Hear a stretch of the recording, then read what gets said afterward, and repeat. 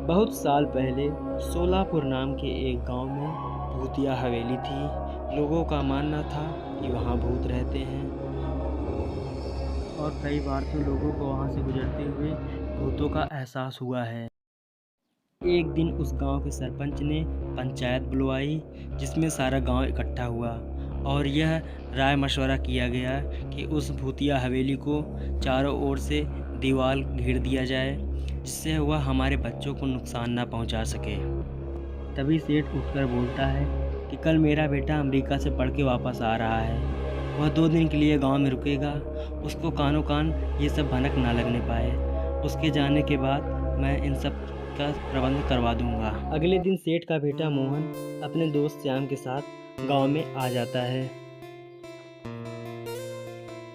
फिर थोड़ी देर बाद वो लोग घर आ जाते हैं और अपने माता पिता से मिलते हैं। फिर उनकी माता ने कहा, ठीक है तुम लोग आराम करो, मैं खाना लगा देती हूँ।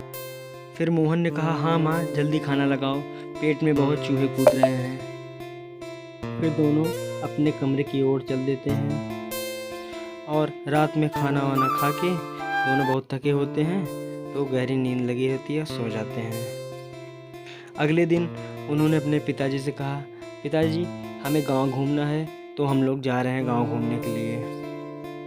उनके पिताजी ने कहा, ठीक है बच्चों जाओ गांव घूमो, पर ध्यान से, और हाँ हवेली के रास्ते मत जाना, ठीक है? और हो सके तो अपने साथ किसी चौकीदार को बुला लेना।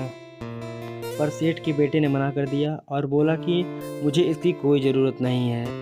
फिर दोनों गांव की ओर चल पड़ते हैं।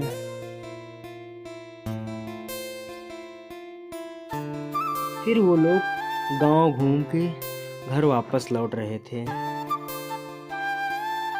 तभी रास्ते में मोहन ने दिखाया, अरे हम लोग गलत रास्ते पे आ गए हैं, यह रास्ता तो हवेली की तरफ जाता है और पिताजी ने इस रास्ते से जाने को मना किया था। तभी उसका दोस्त बोलता है, अरे यार आखिर है क्या इस रास्ते पे, और चल के देखते हैं। वो लोग हवेली के रास्ते की ओर चल दिए। कुछ दूर चलते चलते वो लोग हवेली के एकदम नज़दीक पहुंच गए। मोहन का दोस्त बोलता है, यार हवेली तो काफ़ी बड़ी है और डरावनी भी लग रही है, चलना इसके अंदर चल के देखते हैं। फिर वो लोग हवेली के अंदर चले जाते हैं। तभी हवेली से आवाज़ आती है, वापस चले जाओ यहाँ से, वरना मारे जाओगे। और वो दोनों लोग अपने आगे पीछे देखने लगते हैं कि आवाज़ कहाँ से आ रही है। तभी जोरों से बिजली कड़की और एक चुड़ैल बोलते हुए आ गई सामने। चुड़ैल ने कहा, कौन हो तुम लोग और यहाँ क्यों आए हो, क्या करने आए यहाँ से? मोहन के दोस्त ने बोला, अच्छा तो तुम हो वो जो सबको डराती रहती हो, कौन हो तुम और यहाँ क्या कर रही हो? फिर चुड़ैल ने बोला कि मेरा नाम लक्ष्मी है और बहुत साल पहले यह घर मेरा हुआ करता था, पर कुछ कारणोंवश यह घर खंडहर बन गया और मेरी मौत यहीं हुई है। तुम दोनों मुझे एक भले इंसान लगते हो, क्या तुम लोग मेरा एक काम करोगे? मेरे हवेली में खजाना दबा हुआ है, उसको ले जाके अनाथालय में दे दो, जिससे मेरी आत्मा को शांति मिल जाएगी। ठीक है हम तुम्हारा यह काम कर देंगे, पर इसके बदले में तुम गांव छोड़ के चली जाओगी और यहाँ वापस कभी मत आना, ठीक है? अच्छा हम लोग जा रहे हैं, कल सुबह वापस दोबारा ज़रूर आएंगे। इतना कहकर वो लोग वहाँ से चल देते हैं। फिर कुछ देर बाद वो लोग घर आ गए और मोहन के पिता ने कहा, इतनी देर तुम लोग कहाँ लगा दिए, और मैंने मना किया था ना कि ज़्यादा रात मत करना और घर वापस जल्दी आ जाना।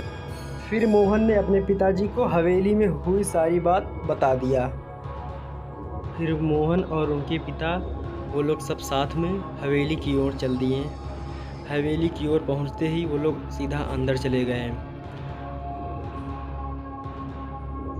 फिर मोहन ने चुड़ैल को आवाज़ लगाई और चुड़ैल को बुलाया। फिर अचानक तेज़ों की बिजली कड़की और चुड़ैल उड़ते हुए हवा में आ गई उन सबके सामने।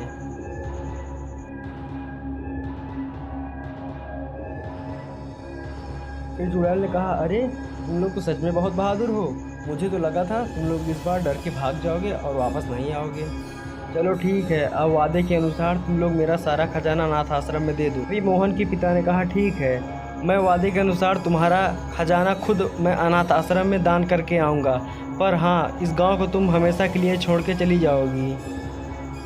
फिर अगले दिन मोहन के पिता ने चुड़ैल का सारा धन अनाथालय में देख के और गांव वालों को सारी बात बताई कि हम कैसे हवेली में गए और चुड़ैल की मदद किया, और वादे के अनुसार अब चुड़ैल हमारे गांव में कभी नहीं आएगी और अब हमें कभी वह परेशान नहीं करेगी।